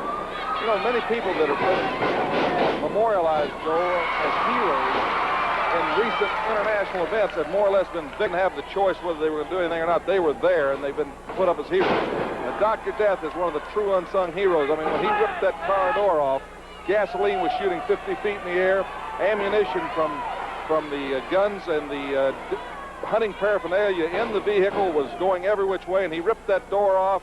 He and Rob Ricksteiner, that former All-American at Michigan, they ripped a seat out, got 2 people out alive. That's a hero. I mean, something that he had the choice to walk away from or go above and beyond the call of duty, because he could have been burned to death, or when that car blew up or that ammunition whizzing around, other people that were there on the scene were rather reluctant and did not have the tremendous power to be able to do what Steve Williams did. Steve also came to the realization that he wants everybody to wear their seatbelts from now on, as he said in the first break. Nice single leg by Dick Murdoch. Of course, his coach Stan Abel, excuse me, not Murdoch, Dr. Death Steve Williams is able to be proud of that move. He still uses that good amateur technique. J.R. Hogg, and that's spelled with 2 G's, but it certainly fits. Climbs to the edge of the ring, and Tommy Gilbert calls for the break. We got a great card. Perry Jackson up against Mad Dog Buzz Sawyer next. Dick Murdoch and an international star, the superstar who came in for Dick Murdoch from Japan, is here. Terry Taylor against the Nightmare. That's exciting. Also welcome to Terry Taylor. Hacksaw Butch Reed against Dick Slater. If Reed wins, he gets Dark Journey. He'll have to do his bidding for 30 days, an important match there. And Al Perez and Brent Wayne Sawyer teaming up left. Figure 4. Ted DiBiase, and listen to this crowd at the Tulsa Convention Center. Roar their approval. A capacity crowd here. Tremendous victory for the Mid-South Tag Team Champions. Oh, certainly was. There you have the official decision. Steve Dr. Death Williams and Ted DiBiase. We'll be right back with Perry Jackson against Mad Dog Buzz Sawyer after these words from Mid-South.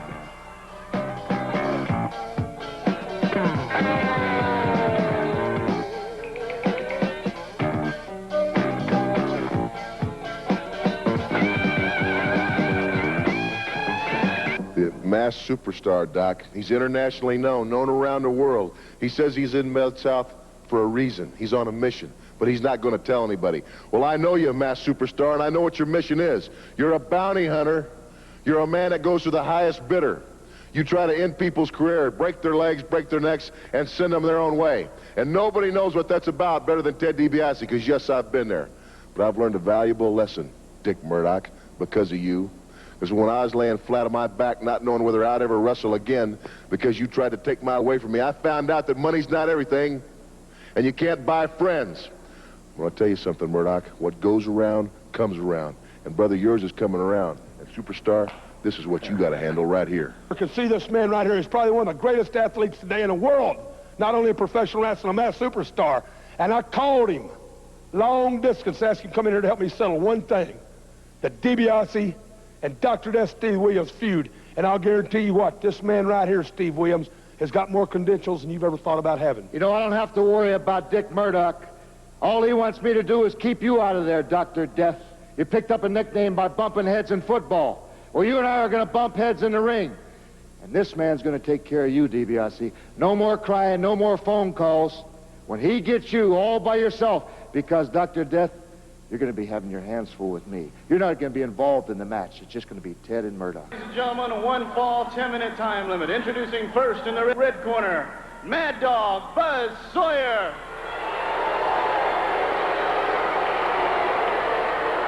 And introducing in the blue corner, Perry Jackson.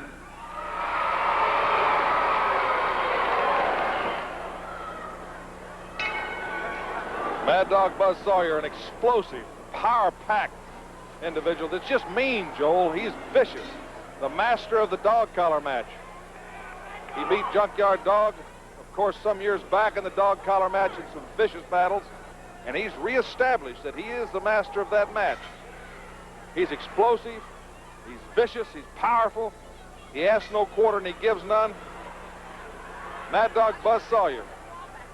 He's a great athlete for sure, and you know, one thing about him, I never see him run out of gas. He is in tremendous physical conditioning. He's so relentless. He's low center of gravity. He weighs about pounds. Of course, those boots he's got on must fit his personality. Our pleasure again to be here at the beautiful Tulsa Assembly Center downtown. Tremendous crowd. We have some great bouts. We got Dick Murdoch and the masked superstar, an international star who was wrestling with Dick Murdoch in Japan, and Murdoch has brought him here. We're going to interview him about power slam. Sawyer with that power slam and a two-handed lateral press. That's all it took to get the freak out. Mad Dog Buzz Sawyer, the winner of this match. Wait a minute. That's the thing about Sawyer. He doesn't care. Victories don't care anything about it. He just wants to hurt people. A person like that is so unpredictable. Carl Fergie tried to pull him off. He already beat Perry Jackson and had him totally at his mercy, and apparently wants to punish him some more. He didn't feel like he punished him enough. This man has no regard for his own personal safety. Much like Hacksaw Jim, the man he's been so involved with in a very emotional situation that's centered around Jim Duggan's girlfriend. Wait a minute. Sawyer's on the top rope. Oh, man. He just annihilated Perry Jackson. Carl Fergie is trying to get Buzz Sawyer out of there. I don't know if one man can do it or not. Oh, no. I don't know what's wrong with Sawyer. Perry Jackson. Well, Carl Fergie certainly should did stick by provoke this. disqualification. We'll hope that matchmaker Grizzly Smith gets some people down there and gets this thing under control. Carl Fergie. We'll be right back. Dick Murdoch and the Masked Superstar tag team action right after this.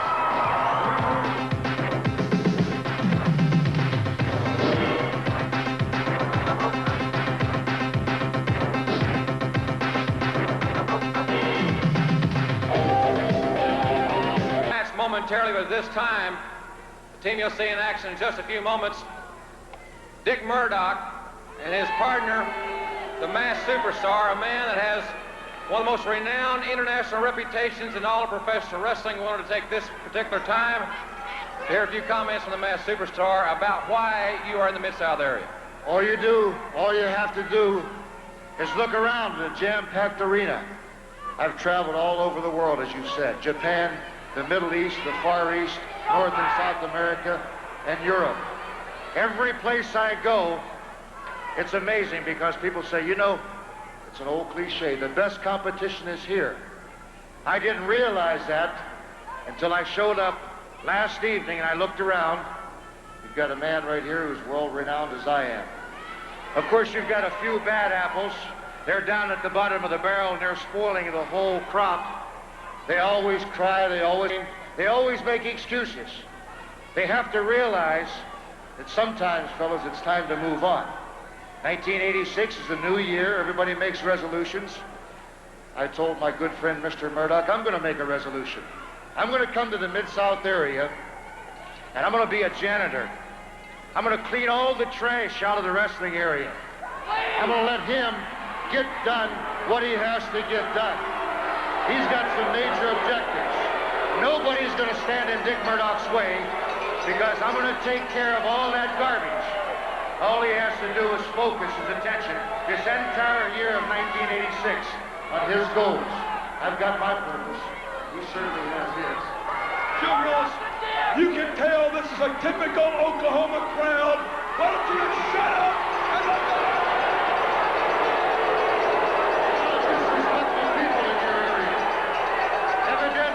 Don't know class when they see it. I'm not a braggart. I don't like to talk.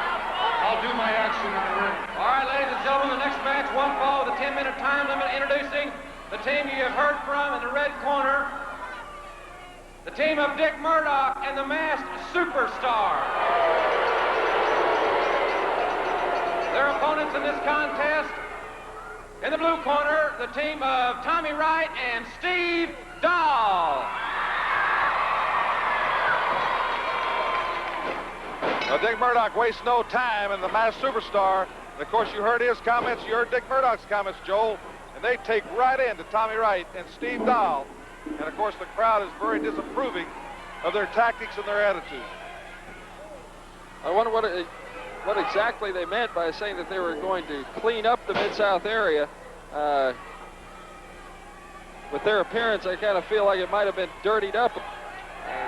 Murdoch, of course, back from a 45-day suspension, has found himself a partner. Well, I don't think there's any doubt as who they're aiming their comments against. That's DiBiase and Dr. Death. But let me tell you, you better get an all-day lunch with you when you go to clean up those two, because it's quite a job. Reverse neck breaker, Masked Superstar. Whoa, I've seen him pin a lot of people with that move, but he yanked Tommy right up by the head. He's obviously trying to prove a point. Well, Dick Murdoch is just tough. He's as tough as they come. He asks no quarter and gives none. He's a rugged guy. This feud with Ted DiBiase could be reminiscent of the time when he had Killer Carl Cox. Because Dick Murdoch is like a pit bulldog. When he gets something in his craw and gets a hold of you, he's never going to let go. And right or wrong never enters into his mind. It's just what he feels he has to do. There he's got that Tommy Wright unbuster. He nailed him with it. 1, 2, and 3. Referee Tommy Gilbert calling for the bell. Your winners, Dick Murdoch and the Superstar. And Joel will be right back with Terry Taylor, and we hope to give him a great welcome against the former North American champion, the Nightmare, after these words from Mid-South.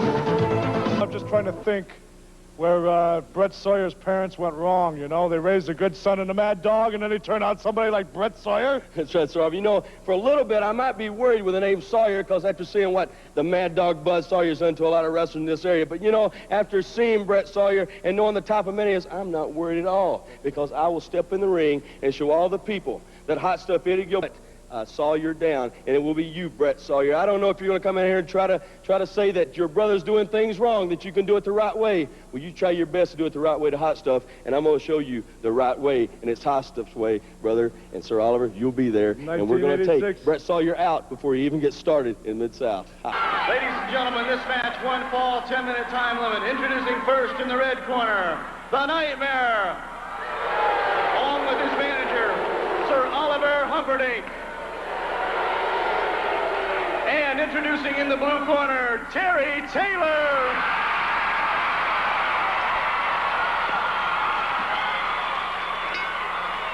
Let's call for Carl Fergie in the ring as Terry Taylor squares up against the Nightmare, a man that with Ric Flair helped drop Terry Taylor of the North American title. So Terry has a lot of emotion involved in this rematch as he gets his chance against the Nightmare right here on Mid-South Television, which, by the way, looks like in 1986, due to the expansion of Mid-South television syndication, we're going to be coming into a lot of new markets, and the fans in all those markets are going to be getting acquainted with us. We just joined Amarillo, Atlanta, Dallas, Texas, Laredo, Lawton, Mobile, Memphis, Tyler, Texas, and Wichita, Kansas, and the new markets have just come aboard. And we're looking for many more, and we want to say howdy to everybody that hasn't got to see Mid-South, the tremendous excitement, and this caliber of competition right here on television, these main event caliber matches. And Terry Taylor is like almost a mild-mannered Clark Kent when you see him in his street clothes, but he's got that heart of a champion. And that's why he captures these people. They love him because he's the kind of guy that goes out and gives you full bore, 100% competition. That he's all. He's generally the smaller man in the ring than his opponent, but he's got the skills, the technical skills, the conditioning, and the desire. Taylor's a master with pinning holds, and he can catch you in just about any situation. I think that's one thing that gives him the edge against a lot of bigger men, like the Nightmare. Nightmare really laying in those. Oh, yeah, he's 300 pounds, Joel. He's powered. And you can see that forearm smash right over Terry Taylor's heart on the backside. That's what takes so much out of a wrestler. This is a fantastic crowd again here. The Nightmare hesitated for just a split second, and the quickness of Terry Taylor. He's such a quick thinker in the ring. Oh, he's adaptable. You have to be when you're his size. You've got to go. You can't go power to power against these guys. You've got to have change of pace, explosiveness, and tactics.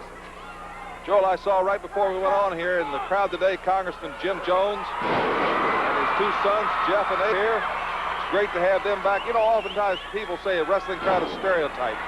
You just got to get to know these people. There's a lot of fantastic, wonderful people here at these bouts, and if you're enjoying them at home on TV, it's nothing like it is live and in person at your arenas. No doubt about it. Terry Taylor pulling the Nightmare back up. He's trying to take him to the ropes, but it looked like the Nightmare raked the eyes. Well, the Nightmare, especially with Sir Oliver Humperdinck in his corner, Nightmare going up. Got that 300 pounds going, but Terry Taylor gut shots him.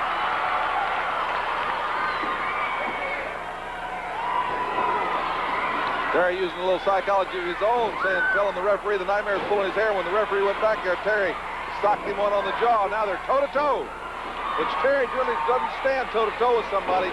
He's too smart, but I think he felt that he broke through the Nightmare. And I think this match has so much emotion because this was a guy that was Ric Flair, the North American title from Terry, and he is really incensed about it, and that's one of the reasons he's back in the Mid-South area. Oh, what a forearm. And look at this crowd, they love it. Terry Taylor.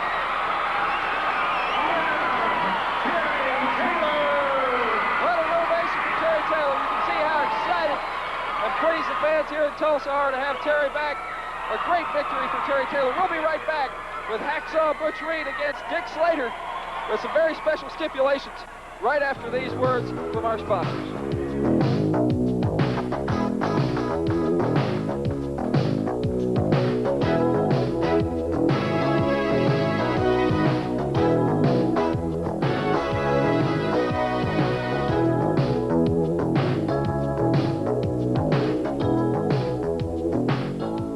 from a superstation trying to be a big shot. Hey, brother, I've been to superstation too. Had to come nowhere and try to be a big shot to nobody. What I like about you, Terry Taylor, you got your name signed on the dotted line. You got me excited too. You got your name signed there, signed down there. I can't even talk. I'm so happy. But what's it gonna be like when I take that pretty head of hair and I take them pretty little eyes of yours and I stick them down in the mat and I start rubbing them out in all the little grills of ringside? Starr, Terry Taylor, my idol, my hero. I ain't in there to make it look pretty. I'm in there to do some harm. Come on, Terry Taylor. I'd like to say a very special hello to all my friends back in the Mid-South area. And yes, I'm back, and I'm back home to stay. I appreciate all the cards and letters. People saying, please come back. It's just not the same. And I wasn't the same without you, and I appreciate you all sending your love and your letters. And if I ever needed your support, I'm going to against this guy, Buzz Sawyer. Everybody knows what the Mad Dog can do, but they never know what and when. The guy always has that unpredictable nature about him. He'll do anything to win a match. And the guy he's just like, he's crazy. He's got all the physical gifts, and he is very, I tell you, he's a blessed man when it comes to his ability in wrestling, but the guy just up here, maybe just a little bit short. So, Sawyer, when I go into the ring against you, I know that you're going to do anything. So I'm going to be armed with that knowledge, and I'll do exactly the same thing. The people have seen me. I've never backed down from a fight. So if you want to wrestle, we'll wrestle. If you want to fight, we'll do it all night long. In the ring, we're going to show you a match that took place between Dick Slater and Hacksaw Butch Reed. At the time this match took place, Hacksaw Butch Reed was the North American Heavyweight Champion.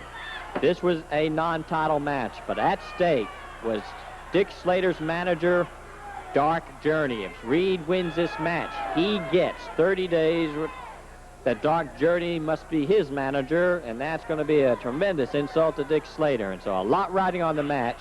But since this match has taken place, Dick Slater has captured the North American title. Now, Dick Slater, told you through the weeks, is one of the most highly regarded, highly rated stars in professional wrestling today. He has made a name for himself throughout the entire wrestling world, and he has come to the Mid-South area and plans to do the same, and he has been able to back up what he's been bragging about. He is now the North American Heavyweight Champion.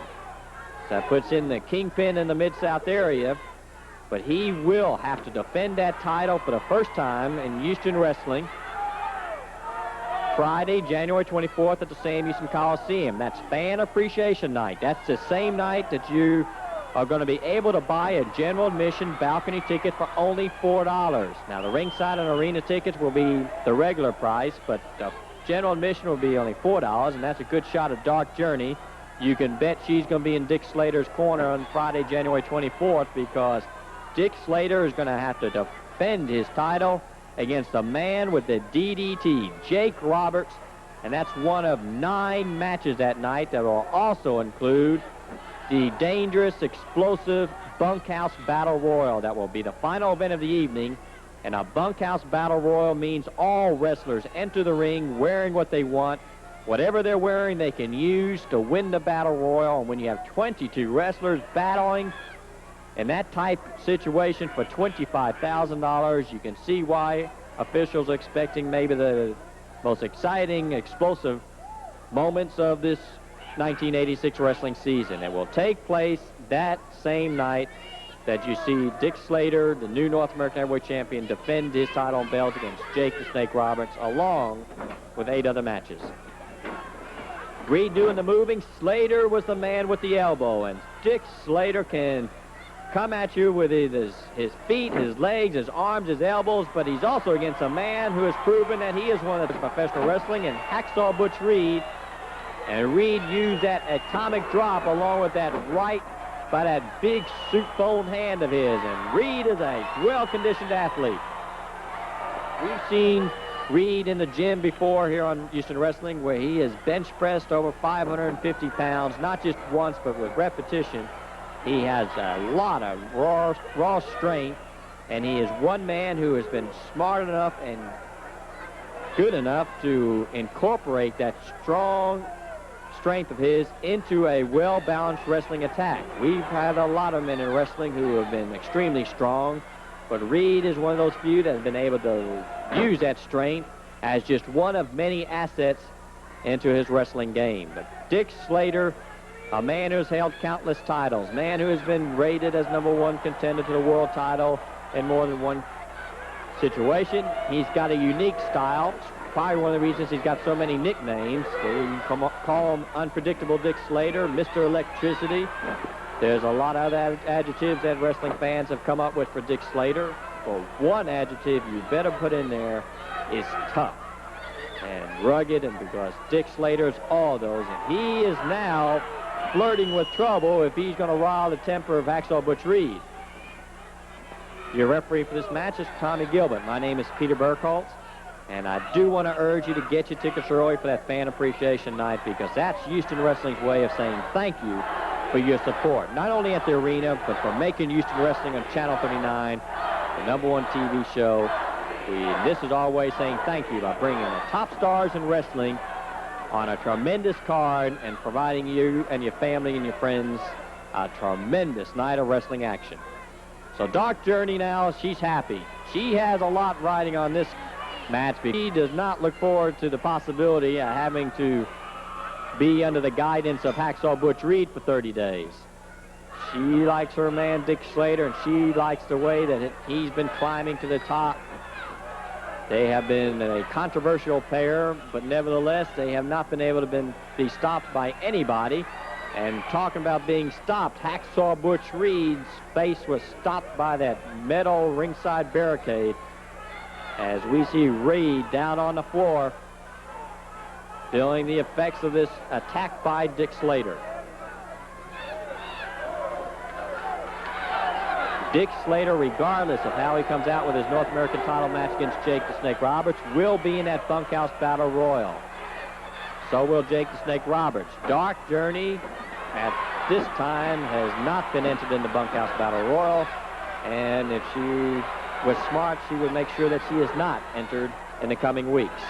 But a rip across the eye as Slater now taking full advantage of the referee being out of position, but that's a second nature to someone like Dick Slater, who has so much wrestling ability and experience that he can just feel where that referee is in that ring without even looking, and be able to use whatever tactics he feels is appropriate to win. Because of Dick Slater is much like the Al Davis of professional football. He just wins, baby. He is a character, but also a man that when he gets inside the ring is extremely tough to handle. He's trying to keep Reed's shoulders to the mat, but he was using that bottom rope, because when you try to keep Reed's powerful shoulders to the mat, you better look for every ounce of help you can get, and that's what Slater was trying to do by increasing his leverage. We joined this match in progress. It was about roughly 10 minutes deep into the match, and you saw Dark Journey slap Butch Reed. She's trying to do anything to keep Reed's concentration away from beating Slater, and it may have backfired. Dark Journey's enthusiastic support may have triggered Butch Reed into action, and that could be a serious mistake for Slater, and also a serious mistake the next 30 days for Dark Journey. A flying clothesline, and look at the fans standing now and cheering as they are sensing victory. They feel that Reed's close. He's close, but so is Slater, close to those ropes. Gilbert calling for the break, but you can see the Hacksaw. He had a few things to discuss with Slater before he broke the hold. And Dark Journey now, from a face that was filled with confidence, is now a face filled with concern. And as Reed getting close, going for that figure four, is Slater trying to block it. If it's applied, it's going to be bad news for Slater. He's got the leg held in position. He hasn't allowed Butch Reed, rather, to come down and apply the pressure that is needed on that cross leg. You can see a beautiful shot of it, how Reed's just inches away from completing the hold, a hold that, if it is completed, could end this match. Gilbert firing the question to Slater. Slater's feeling the effects of the hold, even though Reed hasn't been able to fully apply it, as Slater, with his wrestling knowledge, has been able to block it from being 100% applied, because this hold, when fully applied, doesn't give the man very much chance of breaking out of it. So the ropes, and that's kind of cutting it close. Tommy Gilbert taking that hold because Slater's hand was on the bottom rope. And now Reed, knowing that he's got Slater's leg hurt, knowing that he can now start to work on other parts of Slater, because Reed is concerned with one thing, the overall match. And when you get to the caliber of someone like Hacksaw Butch Reed or Dick Slater, you enjoy watching them wrestle because they have a strategy and they want to wear down their opponents. They don't go for the quick pins. They know that in order to pin Dickie Slater, you're going to have to wear him down. And that's exactly what Butch Reed is doing now as Slater draped across those ropes. Reed is aiming and firing away at that target. And he asked for permission from the fans at the Coliseum, the home of Houston Wrestling, and they surely give it to him. Do want to remind you that fan of tonight will be January 24th. That night only will be the night that you can get the general admission balcony tickets for only $4 a piece while they last. And we do urge you to get your tickets early for that night. Good move by Slater. As Reed tried to catch him off the ropes, he went into that neck snapper.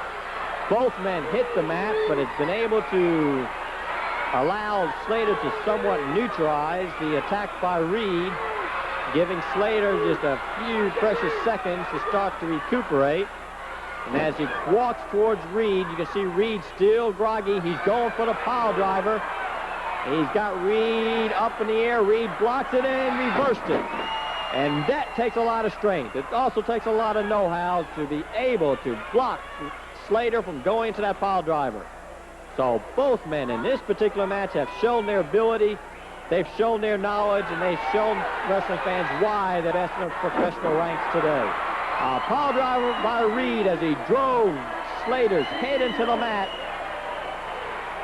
And Slater, halfway out of the ring, halfway in, Reed doesn't care. He has a job to do, and that is to continue his assault on Slater. You see Dark Journey in the background trying to encourage Slater to make sure he doesn't give up, because she's what's at stake in this particular match. I mentioned before, it is a non-title match, but since this match, Slater has captured the North American title. And he will have to defend it against Jake the Snake on Fan Appreciation Night, Friday, January 24th at the Coliseum. But right now, Slater using those ropes. We've got a 3 count. Tommy Gilbert did not see that Dick Slater was using the bottom ropes. And so as Dick Slater, confident now that he's the winner style, and you see Dark Journey, they know they better get out of that ringside and fast. Fans are protesting. The referee now, let's hear what the referee has to say. Slater, you better get Joe Fanning back in the ring, baby, because this match is not over. So, in a rare decision, the referee has decided that the match is indeed still in progress, and he has ordered Slater back into the ring. And Hacksaw Butch Reed and the thousands of Houston wrestling fans were elated with this decision, as the referee saw enough evidence that he was convinced that Slater did use the ropes, had ordered this match to be continued, and much to the delight of the fans at the Hacksaw Butch Reed, and much to the disappointment of Dick Slater. You can tell by the look on his face, he does not relish getting back in the ring with Hacksaw Butch Reed. Dark Journey, she's not very happy either. They thought that they had pulled it off. Reed letting loose with some of that frustration that he just felt seconds ago when he thought that he had almost lost the match due to some trickery by Slater. And Reed now wants to take full advantage of this match since the ordered continuation by